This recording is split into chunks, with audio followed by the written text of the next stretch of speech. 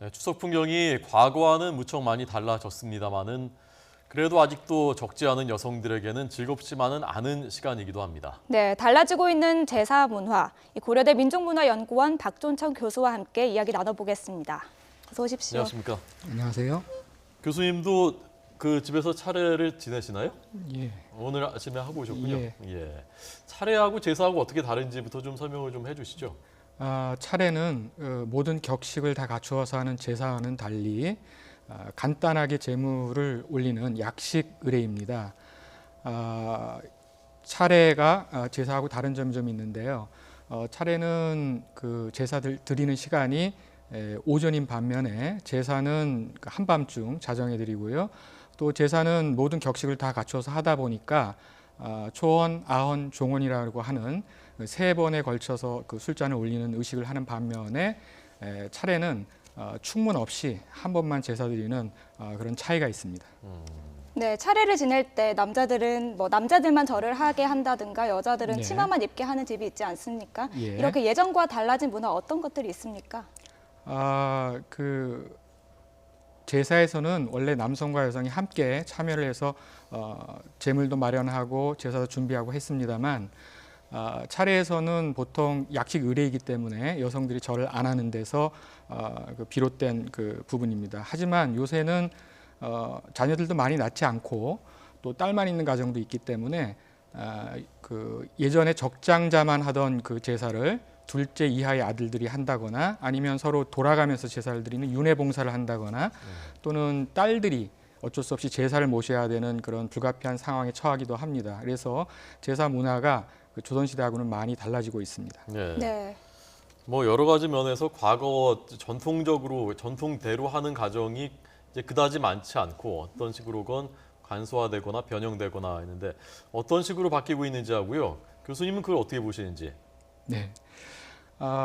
조선시대 그 사대부가에서는 보통 사대 봉사를 했습니다만 일제강점기 때 의례준칙이 발표되고 그것을 현대에 이어온 가정의례준칙이나 건전가래 의례준칙 같은 경우에 이 사대 봉사를 2대 봉사로 줄인다거나 또 제사 지내는 시간이 그 통행금지하고 연관이 돼서 자정에 드리기가 곤란해지니까 이것이 초저녁으로 바뀐다거나 뭐 심지어는 묘제 같은 경우 한낮에 이제 모여서 제사 드리는 식으로 제사의 시간이 바뀌기도 했고요.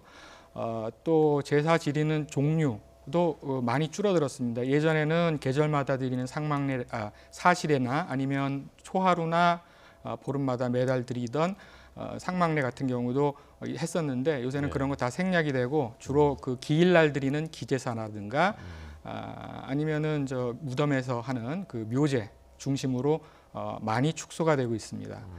특별히 주목할 만한 점은 그 최근에는 그 불교 같은 경우에는 전통적인 기신제를 재구성하는 방식의 제사 풍습을 제한하기도 하고요.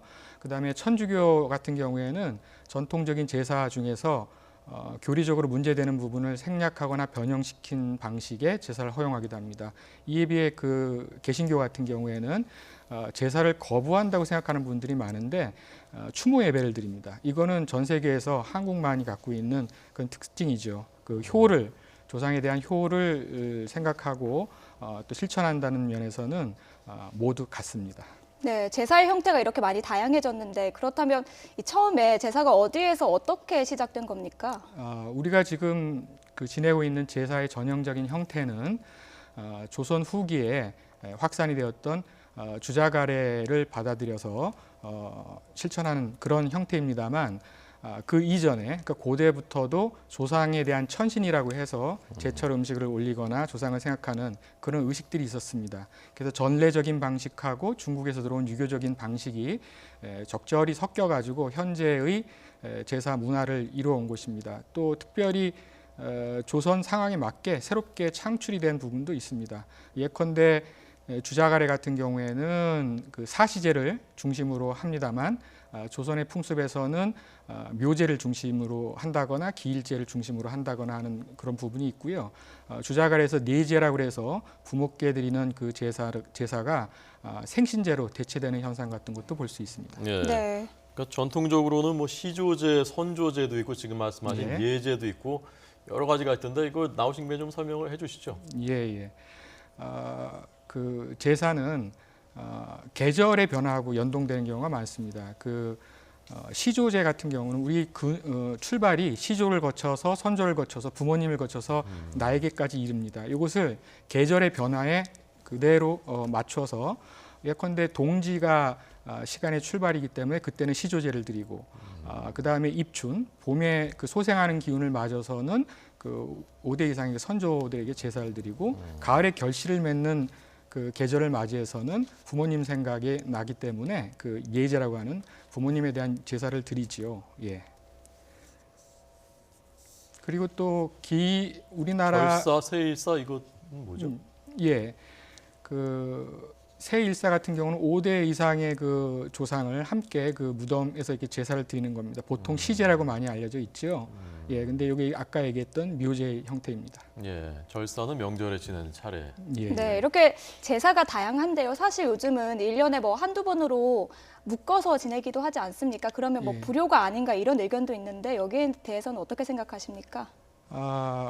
상황상 불가피해서 어쩔 수 없이 그렇게 드리는 경향이 좀 많아지고 있습니다. 원래 조선시대 같은 경우에는 그렇게 하면 안 되는데 불가피하는 경우에는 안 드리는 것보다는 그 정성과 공경하는 마음을 갖추어서 세일사 형태로 한 번에 드리는 것도 안 드리는 것보다는 낫겠죠. 네. 그러니까 전통 문화를 연구하시는 분들 입장에서도 그 정도로 입장이 정리가 대략 된 거군요. 예. 네.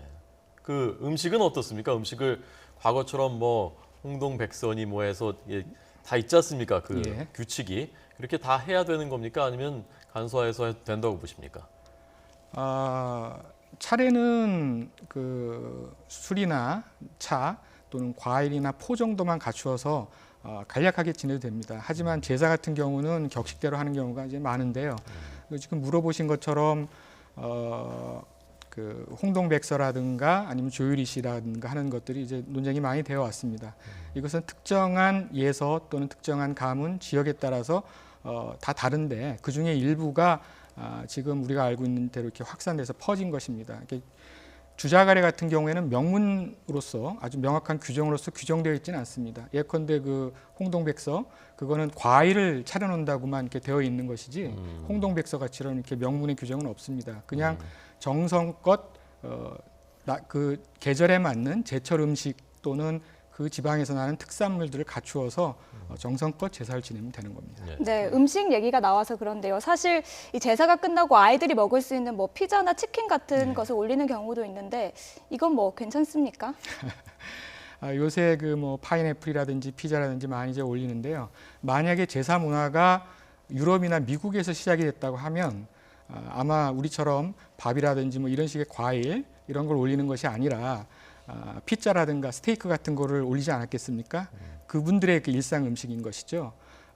그래서 역시 그 지방의 특징, 예컨대 제주 같으면은 쌀 농사가 잘 안 되기 때문에 빵으로 밥 대신에 올리기도 하고요. 그 특산물인 옥돔 같은 걸 올리는 경우가 있습니다.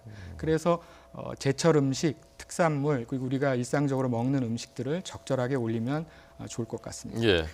마지막으로 이 명절이 여성들한테는 즐겁지만은 않을 수도 있는 시간이라고 말씀드렸는데 전통 문화를 연구하시는 분들 입장에서는 여성들이 주로 하지 않습니까? 대부분 현실적으로 그 부분에 대해서 어떻게 생각하십니까? 특별히 이 제사 때문에 여성들이 받는 고통 이거는 사실 제사 때문에만 생기는 건 아니고요. 평상시에 육아라든가 가사라든가 직장 생활을 병행해야 되는 여성들의 그 고통을 남성들이 같이 분담해야 되는 문제고요. 조선시대만 해도 선비들이 뒷짐지고 아무것도 안 한 게 아닙니다. 그 제수를 마련한다거나 아니면 재물의 상태를 점검한다든지 목욕 재개하고 근신한다거나 또 이런 추석 같은 경우에는 벌초를 한다거나 해서 남성들이 하는 일들이 많았습니다. 그리고 여성들도 제사에 함께 참석을 해서 아원 같은 데는 여성들이 그 주부가 제사에서 술잔을 올렸죠. 그래서 함께 하는 그런 문화가 오늘날 다시 되살려야 될 부분인 것 같고요. 네. 특별히 그 고려해야 될 것은 조상에 대한 정성이나 공경심을 이 제사 문화를 통해서 사람들이 표현을 하지 않습니까?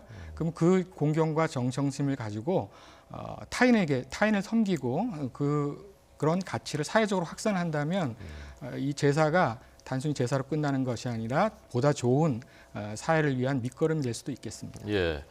그 정신이 중요하다. 원래 거기 어디서 유래되는가를 아는 것이 중요하다라는 말씀이었습니다. 박종천 교수님 고맙습니다. 감사합니다.